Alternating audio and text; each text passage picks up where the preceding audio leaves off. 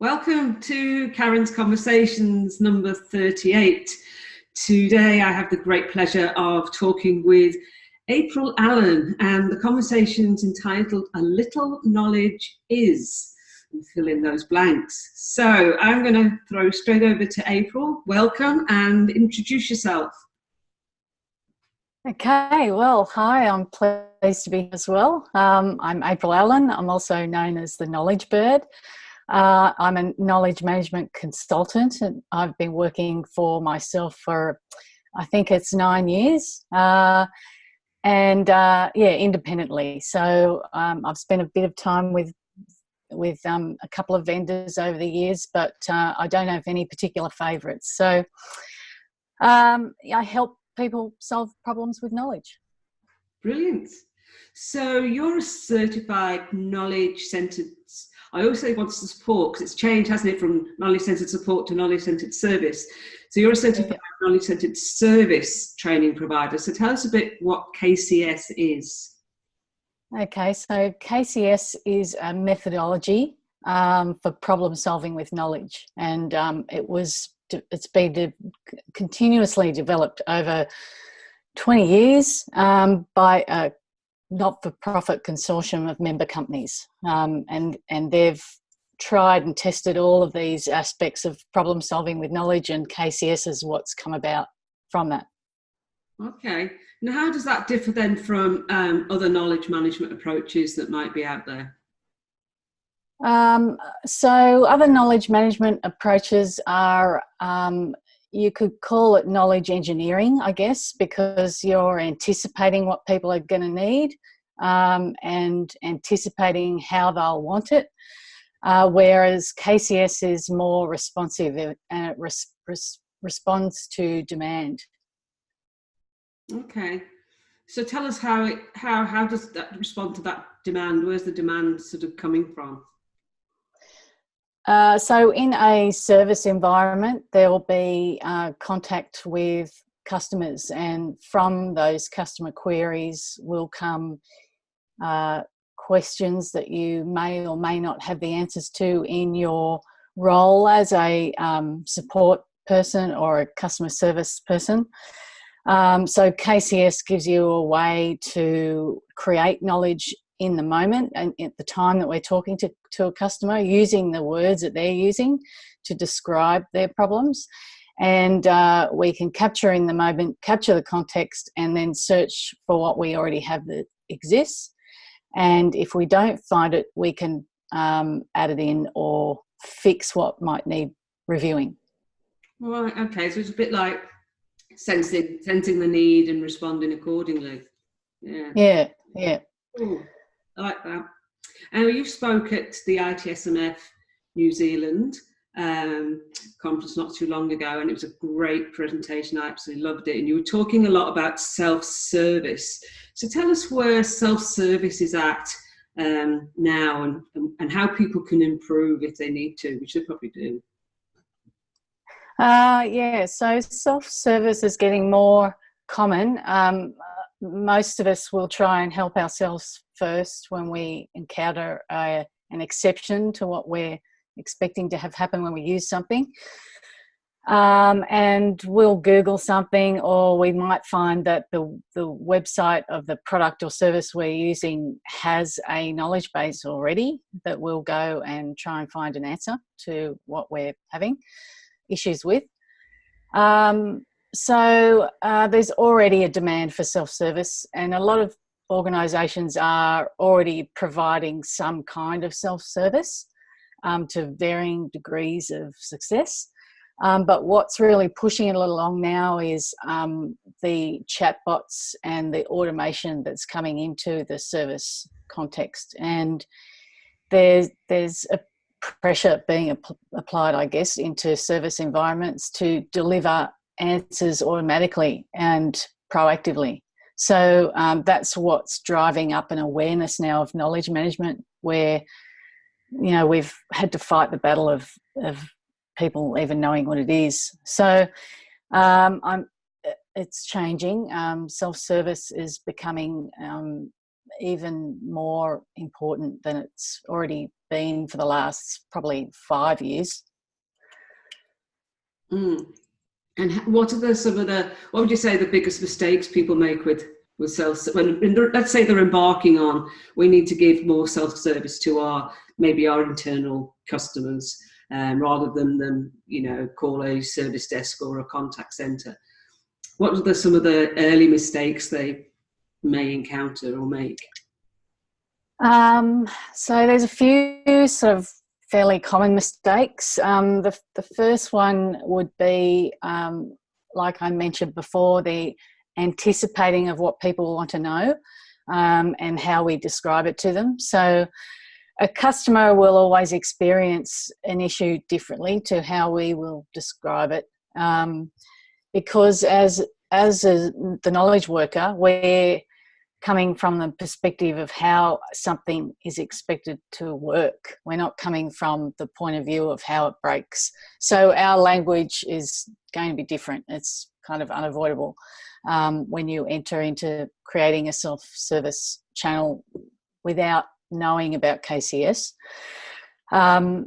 So yeah, that's the first mistake, is using our own language rather than taking the context from the customer and using their words. So when we use their words, they'll be able to find the answers in the self-service.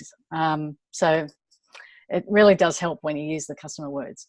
Another problem would be relying on maybe one person to be the publisher for your knowledge base. That creates a bottleneck for your team, and it takes time then to be able to publish answers to customers. So creating a team ownership is really important from the beginning, and you'll only succeed with that when you can connect those daily activities to the big reason why we're doing it in the first place, the big why.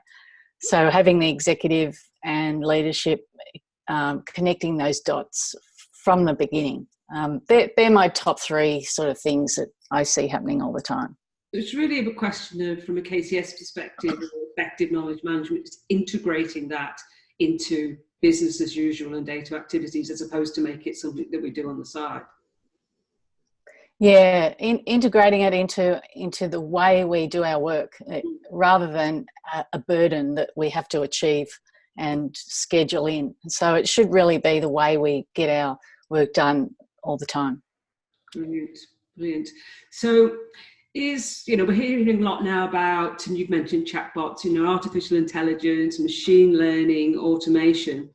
How's that going to impact the world of knowledge management? I think our search will improve. The machine learning influences the success of search, but it still relies on the humans to make the initial connections in the first place, the training of the machine learning.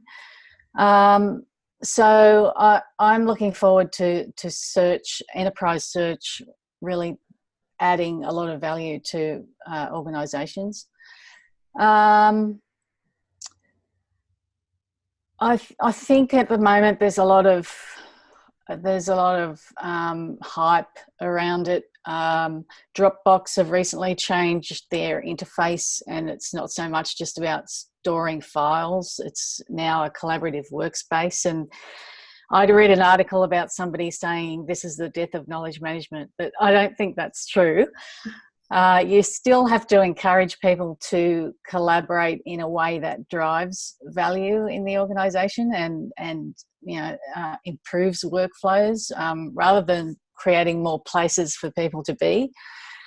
So yeah, it's interesting. It's very fractured. There's so many different ways knowledge can be delivered, and so many different places employees need to be within their work environment, like online, that it's still quite a beast to manage. I mean, that sort of collaboration being the death of knowledge management is an interesting one, because surely, unless I misread it or misheard it, if we've got all these different platforms so people collaborate, that's just like a massive internal Google. If they're going, has anyone had this issue before and how did they fix it? Whereas a knowledge article is a proven way of fixing something than taking 5 bits of advice from somebody else in the organisation.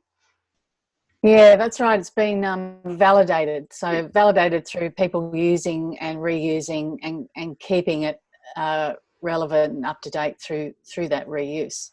So yeah, it is interesting because I don't like to force people down a particular way of collaborating, and different teams will work better in different scenarios with different tools. So yeah, it's quite hard to make a blanket decision. And I know through IT service management that shadow IT is a big concern for some CIOs. But I think through talking to people and what they are using in their teams and asking them why they're using that thing and what is it about that thing that gives them what they need, you can gather some insight about what then might make sense. Yeah, absolutely. I mean, it's all around that sort of human-centered design, isn't it? What people use, what they're comfortable with so it's identifying, not the problem per se, but the opportunity, and then finding a solution as opposed to finding a solution and then ending up having to shoehorn it into the organisation and wonder why it didn't work. I have a big question for you. So anybody out there who's, tried to get people to share information and capture knowledge, you get the response, well, if I share all the things that I know, you won't need me anymore. So people tend to do that. I am not sharing because that's my value add, is the fact that I know stuff. So how do we get over that sort of reaction? It is fairly natural, I think, as in this day and age, as knowledge workers, where most of us, I think I could say most of us, are paid for what we know. I do think generationally that the millennials are more naturally collaborative. So I do think there's a little bit of a shift that's happening organically in the workforce. But for people who do have that fear that this might be a way for them to be let go through requiring them to share knowledge, I ask them what they spend their days doing, and wouldn't they like to be doing new things? Because often what we're doing in a knowledge worker role, especially in a support and service environment, is answering the same question 100 times. So when you can relieve that and have a collaborative approach to problem solving, that means you get time back to be able to invest that in new things, new problems that you can spend time fixing, and new projects that you can roll out that have been delayed because you spend too much time firefighting.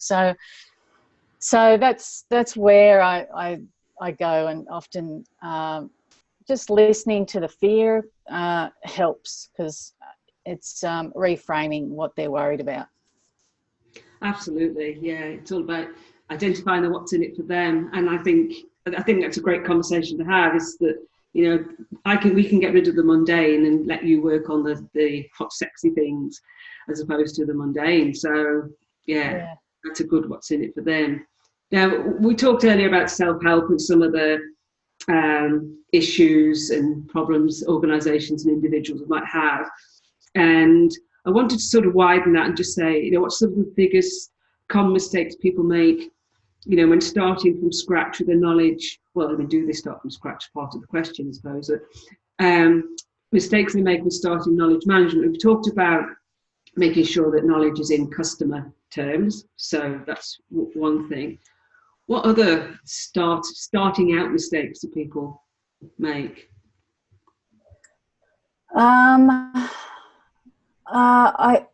Another common one would be not looking at what your tool can do beyond how you got it out of the box or off the shelf, or just the straight configuration. Search often requires a bit of tuning, and if you have a form-based workflow, there's probably ways that you can reconfigure search to assign different weighting to different fields so that it's more relevant in the results. So I think paying more attention to what your tool can do besides how it was given to you is a good step. Getting overcomplicated with templates. You only need a simple standard template most of the time, especially in a question answer sort of transactional situation. When you create too many templates, it can create some decision paralysis in the moment when you're trying to create an article and you're not sure which template you should use, and then you lose all the context that you just had. So helping cut down those decisions people have to make in the moment is good through simplification. So there are a couple of tips to do with the technology you might be using. Keep it simple and leverage what you've currently got. Yeah.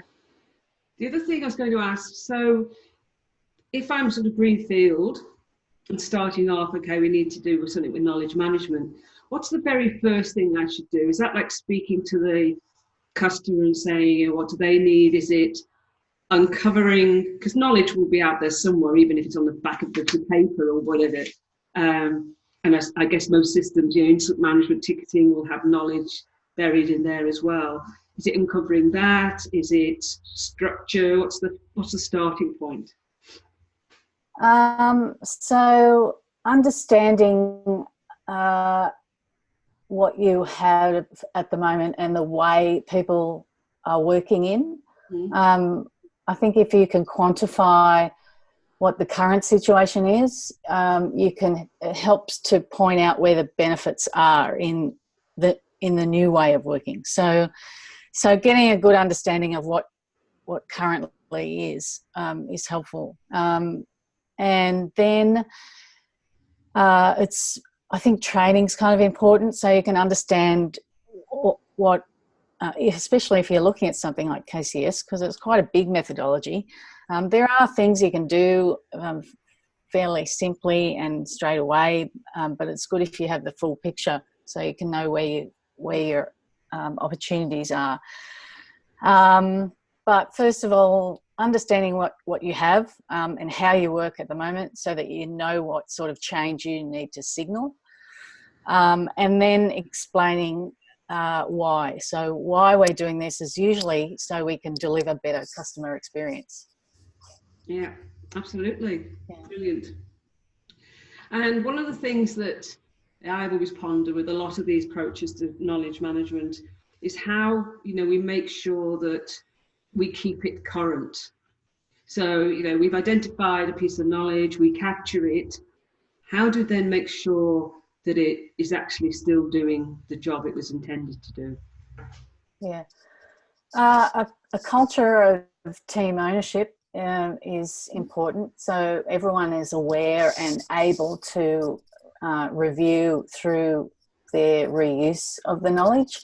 So in the moment when they come across the answer, they check it then and there, and if it needs updating, they have the ability to update, or at least the ability to comment and flag it for someone else to fix it. And also customers can do that. If you have self-service available to customers, they can also leave comments on whether a article helped them or not.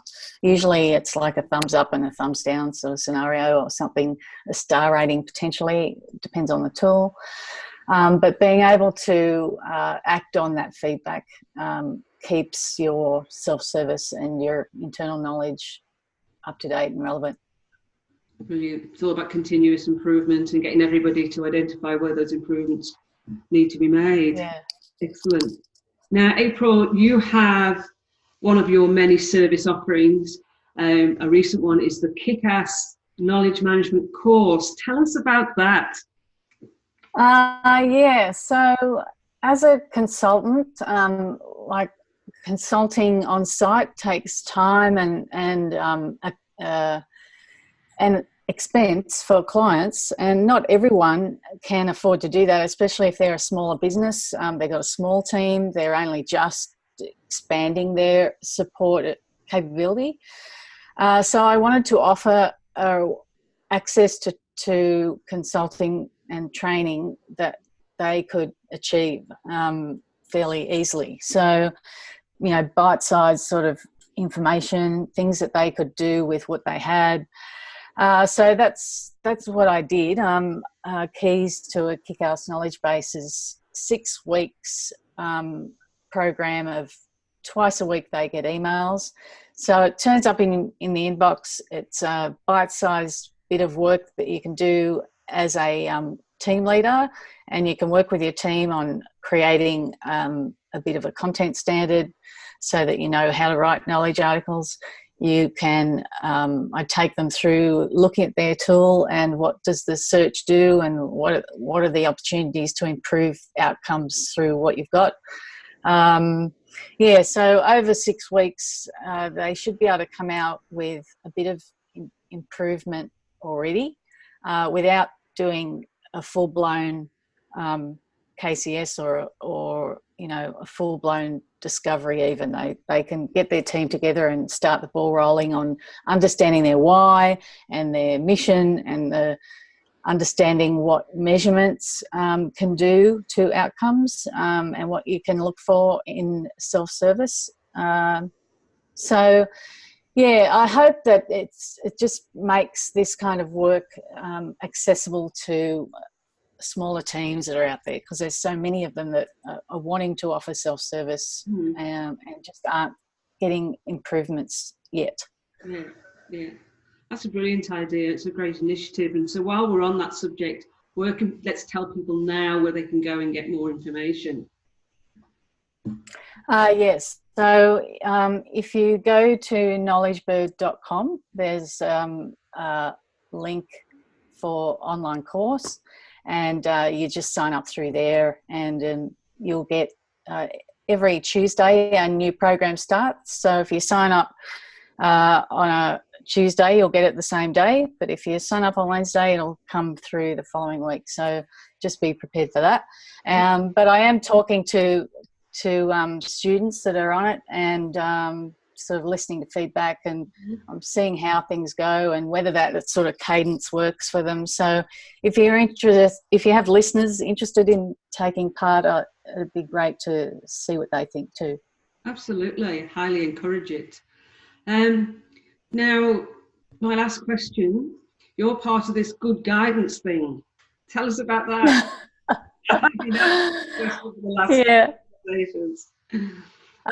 So that's I guess I could say coalition or a collaborative of 5 of us, independent consultants who have all worked for ourselves for many years, but we've formed a good relationship in recent months, and a few of us have known each other for a lot longer than that. And we all complement each other. So I have knowledge management, and there's James who does a lot of service management and DevOps training. There's Rob, who comes from the business improvement angle, lean and agile, and of course there's you, Kaz, covering org change. And we've also got Paul, who he's sort of I guess is sort of brings more technical competence in terms of platforms. So we cover quite a lot together, and so I often find as an independent solo person that I'll get a client who's looking for something bigger than that, and it's good to have a group that I can come to and float that idea, and together we can take care of most things, I think. Absolutely, it's a great initiative, very exciting, and it was James over in New Zealand that sort of kicked us all off, and has kept us all moving forward. So good. Okay, so April, it's been a great chat. I've learned a lot. I didn't know that much about KCS, and where to start with knowledge management. So hopefully people have got a lot out of that, and I really suggest they go and check out your website and your offerings, not only just the course, but definitely have a look at the Keys to the Kick-Ass Knowledge Management course, and all the blogs and everything else that you write. So thank you for Thank you. conversations. I'll talk to you soon. Thanks a lot.